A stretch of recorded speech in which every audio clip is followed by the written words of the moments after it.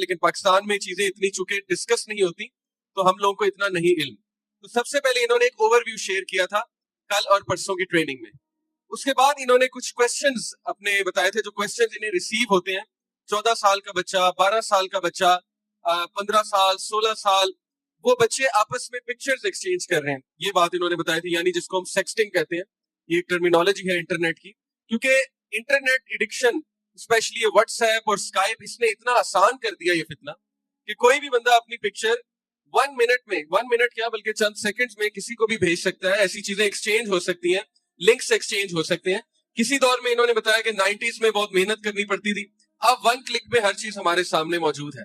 تو اس لیے یہ چیلنج بڑھتا جا رہا ہے, تو اس کو اگر ہم کاؤنٹر نہیں کریں گے تو بہت مسئلہ ہو جائے گا. پھر شیخ نے ریلیٹ کیا اس ایڈکشن کو دوسری ایڈکشن سے. مثال کے طور پہ جو لوگ یہ سمجھتے ہیں کہ یہ چیز ہارملیس ہے اور یہ کوئی نقصان نہیں پہنچائے گی, ہم کبھی کبھی جو ہے چلو دیکھ لیتے ہیں نفس کی تسکین کے لیے یا کچھ لرن کرنے کے لیے, تو انہوں نے کہا کہ یہ چیز اتنی ڈیزاسٹرس ہے, اتنی ڈینجرس ہے کہ یہ آپ کے برین کے سائز کو, جو پری فرنٹل ایریا ہے آپ کے برین کا, جو موٹیویشن کے لیے ضروری ہوتا ہے, یہ جو آپ کا برین ہے نا, اس کے سامنے کا جو ایریا ہے اس کو کہتے ہیں پری فرنٹل کورٹیکس. یہ والا جو ایریا ہے یہ شرنک ہو جاتا ہے اس چیز کی وجہ سے. جب ہم یہ امیجز بہت دیکھتے ہیں, ویڈیوز دیکھتے ہیں, ہمارا ریوارڈ سینٹر ان کے ساتھ ایسوسیٹ ہو جاتا ہے. تو پھر ہوتا یہ ہے کہ آپ کی موٹیویشن, آپ کا فوکس لوز ہوتا ہے. یعنی جتنے لوگ اس چیز میں انوالوڈ ہوتے ہیں, اللہ ہمیں بچائے, وہ لوگ بات چیت کرتے ہوئے ہکلاتے ہیں. پہلا آفٹر افیکٹ یہ ہے کہ ان کی بات چیت میں وہ دم نہیں ہوتا, آپ کو نظر آ جاتا ہے کہ دے آر لاسٹ. دوسرا, وہ اکیلے رہنا بہت پسند کرتے ہیں. تیسرا, انہوں نے یہ بتایا کہ وہ لوگ اس ایڈکشن کی وجہ سے دوسری ایڈکشن کی طرف چلے جاتے ہیں. مثال کے طور پہ جو اس سے ایڈکٹ ہے, اور ایڈکشن کی انہوں نے نشانیاں بھی بتائیں. کچھ لوگ جو ہے وہ ریلیپس کرتے ہیں مہینے بعد, 2 ہفتے بعد, وہ ایڈکشن میں نہیں آتا, وہ صرف ایک پھسلنے میں آتا ہے. ایڈکشن یہ ہے کہ جب آپ امپورٹنٹ ٹاسک کو ڈیلے کر رہے ہیں اس چیز کے لیے.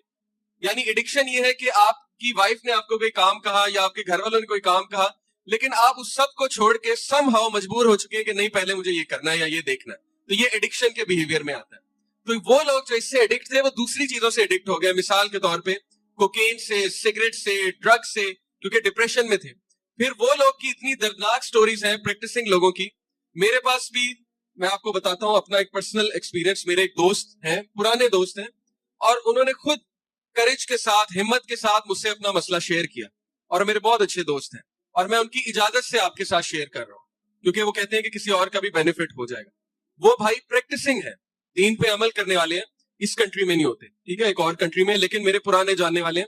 انہوں نے ہمت کر کے مجھ سے مسئلہ شیئر کیا کہ وہ یہ چیز دیکھ کے, یعنی کہ موویز اور یہ جو سٹوریز ہوتی ہیں, اسپیشلی اس طرح کے کلپس جس میں پوری سٹوری لائن ہوتی ہے, وہ دیکھ کے کیا ہوا, جیسے شیخ نے بتایا کہ انہوں نے اپنی وائف کو مجبور کیا اس چیز کے لیے, جو کہ بہت ایک غلط چیز ہے, لیکن ظاہر ہے کہ انسان کا دماغ اس طرح سے خراب ہو جاتا ہے اس چیز سے کہ انہوں نے ان کو مجبور کیا.